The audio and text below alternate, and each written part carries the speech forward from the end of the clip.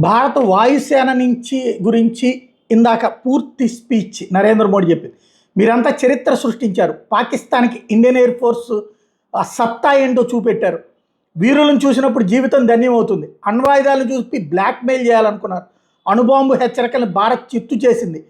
భారత్ మాతాకి జై అనే నినాదం ప్రపంచమంతా వినిపిస్తోంది. భారత్ మాతాకి జై నినాదం శత్రువులకు నిద్ర లేకుండా చేసింది. భారత వాయుసేన ప్రతిభను చూసి ప్రపంచం ఆశ్చర్యపోయింది. భవిష్యత్ కాలానికి మీరు ప్రేరణగా నిలుస్తారు. భారత ఆర్మీ, నేవీ, ఎయిర్ ఫోర్స్ సిబ్బందికి శాల్యూట్.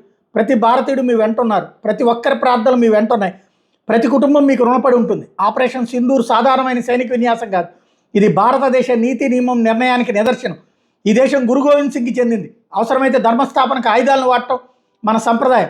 మన మహిళల సింధూరాన్ని దూరం చేసిన వాళ్ళ ఇళ్లలోకి వెళ్ళి దాడి చేశాం.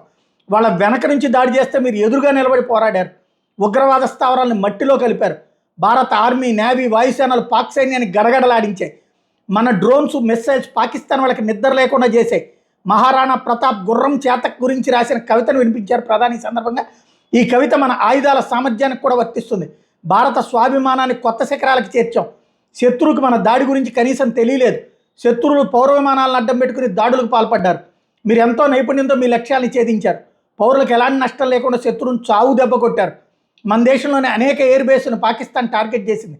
మన రక్షణ వ్యవస్థ వల్ల పాక్ దాడులన్నీ నిర్వీర్యం అయిపోయాయి. పాకిస్తాన్ డ్రోన్లు, యూఏవీలు, ఎయిర్ క్రాఫ్ట్లు మన రక్షణ వ్యవస్థ ముందు నిలబడలేకపోయాయి. ఇప్పుడు కేవలం నిలుపుదల చేశాం.